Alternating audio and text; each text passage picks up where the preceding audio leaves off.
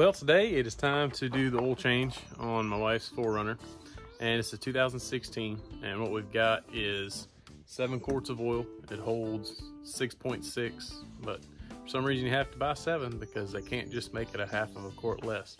So we're gonna go ahead and get started on this thing. We've got it up on the stands. First thing we're gonna have to do is take a bunch of skid plates off.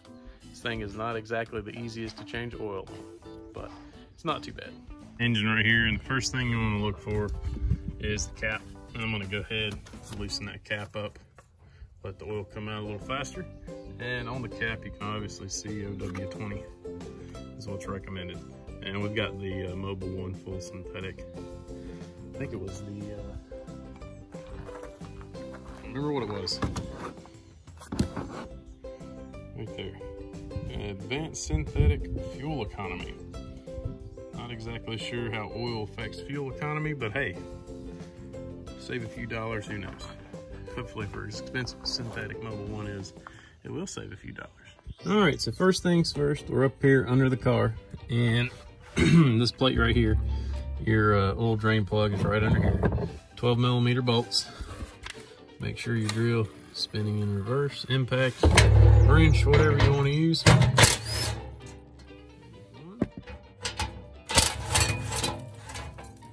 And a bunch of dirt. So you definitely don't want to be right under that, apparently. Sitting right up under there is your plug, and that's a 14mm. You don't want to use impact on that. I would just use a wrench. All right, so make sure you're going the right way.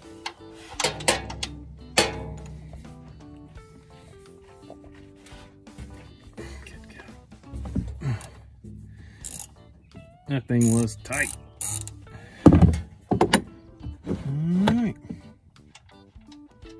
There we go. You want to make sure your engine's not too hot either. If you've been driving it for quite a while, that will hurt. So you want to let it cool off for a little while, or else that's going to be pretty warm on your hands.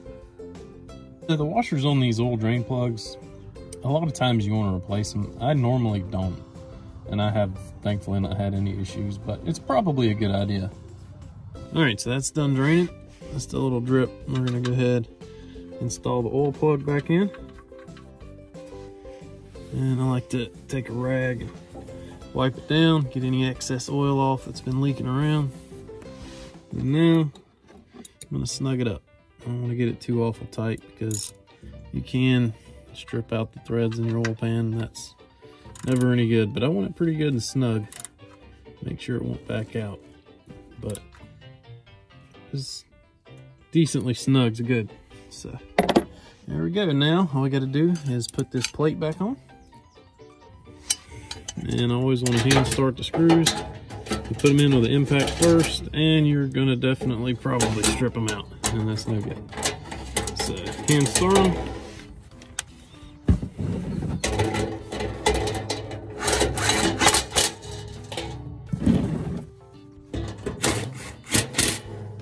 There we go.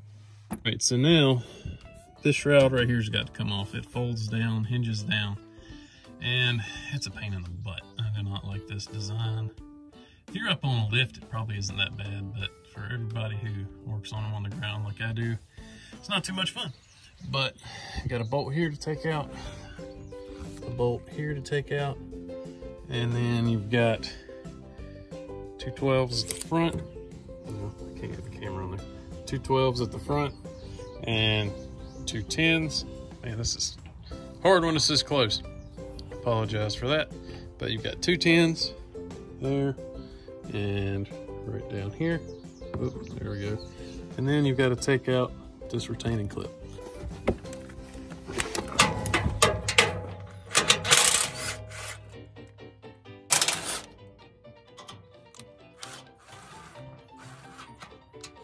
All right, that one I'm going to leave a little snug in there just to hold it in place, because I don't want it falling down on me when I get the rest of these out. So now I'm going to go ahead. I've already broke these 10mm loose. I'm going to take those out.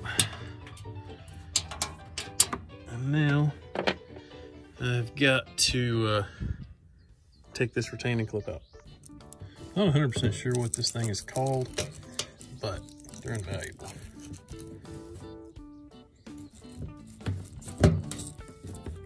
think it's a retainer and clip tool, but it makes it so much easier than using a screwdriver. But you can, a little screwdriver will work. And I forgot to, it's been a while, but these two 12 millimeters right here also have to come out.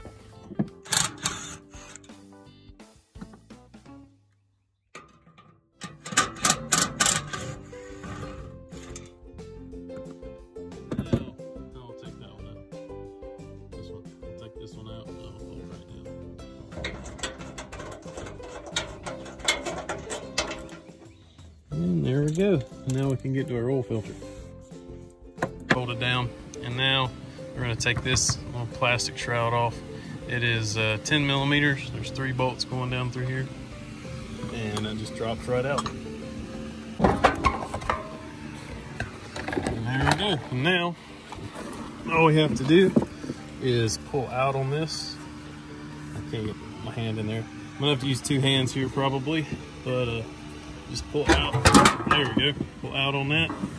Comes right out. Now we can get to the oil filter, which is, there it is. Okay, so first thing we've got to do is we're going to take this plug out. It's a 3/8. So take that out, and then there is I'll show you this little plastic clip goes up in there, drains the oil filter housing. I needed an extension, but it would help a lot, but it works just fine. So I've got that broke loose. And now get my oil pan under here, just in case any comes out. I haven't put you obviously got to put the plastic piece in there, but a little bit does drip out. So got that out, and now for the little plastic drain plug. All right, so I like Wix filters. This is what I've always used. I worked at an auto parts store in high school, and we sold a lot of these, and I never really had any complaints about them whatsoever. So this is a 51-173. This is a 2016 with the V6. So this is what you got, your little filter. And then down in here is your little plastic kit. There it is. So that's what we're looking for. So that pops up in here just like so. And then that drains all the oil out of the housing. So let that drain till it stops, and then we will pull the housing off. Now what we're gonna need is the oil filter socket. And this is a 64 millimeter. I got it from Walmart for like $4. So not a big deal, not really a specialty tool. But you will need it to get the oil filter housing off. All right, so I'm gonna remove this plug, the drain plug. And now, make sure my wrench is going in the right direction. It slides right up on there like so. And there is a clip on here that you will have to remove. And you've got to, it's hard to get in there to focus. And you can see it. But you've got to pull down on that. That holds it in place, keeps it from backing off pretty much. It's like a safety feature. All right, so my wrench was not fitting on there quite as good as it should. So I ended up tapping it a little bit up on there, but man, this thing is ridiculous. Oh my, oh my God, thank God. Good Lord. I mean, they're normally, like, that's a good amount of tension, but that's a little ridiculous. It's a plastic housing. This is one of the reasons why I hate taking my stuff to a dealer. I've never, well, I can't say I've never had good luck. I've had some good luck. There's some really good dealers out there, but for the most part, the majority of my experience has not been good. I'll go ahead and take my extension out and get my oil drain under here just in case. And there we go. And it didn't quite drain out completely, but it did for the most part. All right, so our filter just pulls right out, just like so. And that's the inside of the housing. And now I'm gonna take a really clean rag and I'm gonna wipe the majority of this off. And this O-ring right here has got to come off as well. As the new one came with the new filter. You want to make sure you change that just to be safe that you don't have any leaks, because I mean, if all the oil leaked out of your vehicle, you could definitely have some issues. If you didn't catch it in time, you could completely grenade your motor. So you want to be precautious, but for the most part, as long as you pay attention, you're going to be pretty safe. So, and there's the old O-ring. We got that off. Now I'm going to get some clean rags. Alright, so I've been checking this filter out. I had it changed at the dealer last time because I had a free oil change left. But if you know what filters they use at a Toyota dealer, let me know, because there's no markings whatsoever on this thing. But if anybody knows, let me know. I'm curious to know. So, alright, so I got it cleaned up pretty well, and I went ahead and oiled up my O-ring. It's important so it doesn't tear whenever you put this on. You take a little clean oil and put it on there. So, and make sure that's in place. So we're good to go there. Now our filter slides right over the center just like so, and it's ready to go. Alright, so now we've got our filter in there, and it's just going to slide right up in place and screws right in. Alright, so now I'm going to snug it up by hand to start off. And now I'm going to use the wrench wherever it went and just snug it up. This is plastic, so you don't want to go crazy.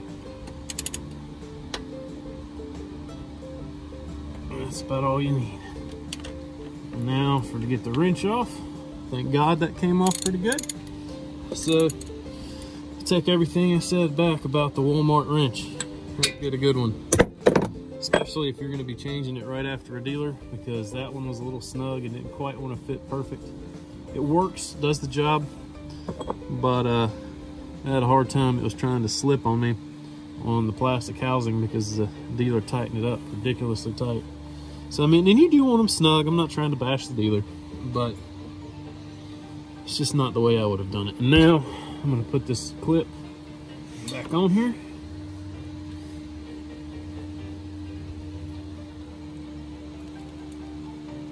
There we go. So we got the clip reinstalled.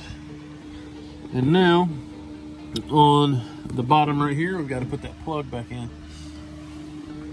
Ring oiled up, and it's going to slide right up in here. Just like so. I'll try to get it to stay up in there. This O-ring doesn't quite want to seat and stay in place. There we go. So now, put that up in there real quick before that falls out. And I'm going to just snug that back up with the 3/8 ratchet.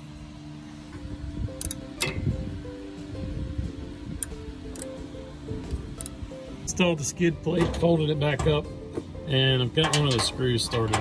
I'm going to start, excuse me, all these by hand, because these are really easy to get cross-threaded, because these things don't exactly line up great. So you want to always start these off by hand. I mean, you got to kind of wiggle and finagle it a lot of times to get them to go in right, especially these front ones. I had a heck of a time with the front ones up here. So I'm going to continue to say 4-letter words this while I line these bolts up. And I use one of these impacts almost every day at work. So you don't want to over tighten them and wring them off. You want to get them pretty good and snug.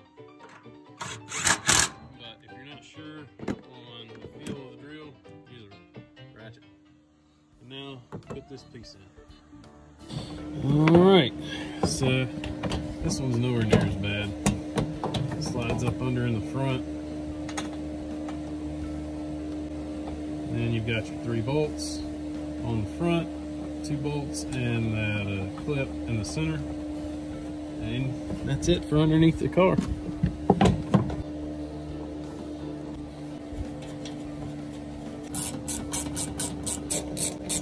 So that goes in like so. Push the center in, and we're done under here. All right, now we just got to add our oil. So it holds 6.6 according to the book, 6.6 quarts. So we're going to start off with, this is a 5-quart container, and we're going to go ahead and put all 5. Probably going to put 6 1/4 is what I'm going to start out with, because I think that a lot of times the recommendations put it over the fill mark. Just my personal opinion and preference. And these big mouth Mobil 1 containers aren't too bad, but if you hold it like this on a normal container with a small mouth, it'll gulp. So if you hold it on the side like this, it'll just flow right out nice and smooth. Blew my mind when somebody told me that. I've been doing it wrong for so long. Never even really thought about it. Advanced fuel economy. And hopefully we'll get some better fuel mileage, because these things, this one will get about 18 highway, but ain't too bad really for an SUV. But you would think, I mean, that's what my diesel truck gets, and it'll pull 12,000 pounds. This thing I think is actually only rated for 500. Which kind of blew my mind after I started reading the owner's manual after we got it. But one more quart, or a quart and a half. All right, now we're gonna put, I'm gonna start off with 1/4 quart, and we'll see where that puts us on the dipstick.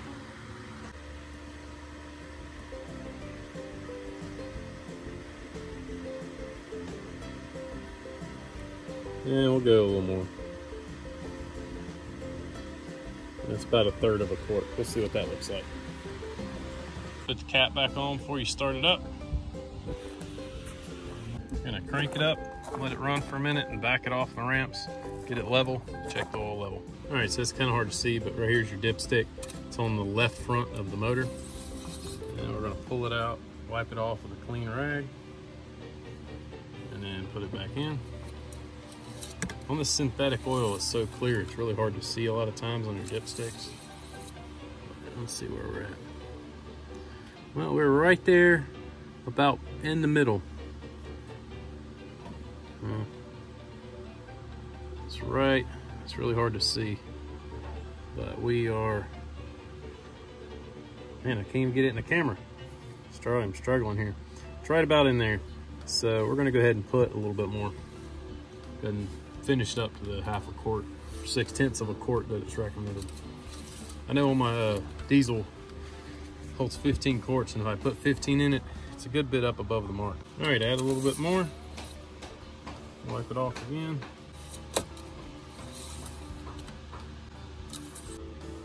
It's so clear, I can't even tell. So, may have to, I'm right there at, I put 6 1/2 in. So we're 1/10 of a quart off. But we're right up there on it. That's pretty much it. Now all we have to do is reset the maintenance light. All right, so to reset the maintenance light, we're gonna go over here to this button, and we're gonna go through and go back to trip A. And now we're gonna hold it down, cut the ignition off, and then back on, and that'll reset it. And resetting maintenance state, I keep holding it down. There we go. And we're done.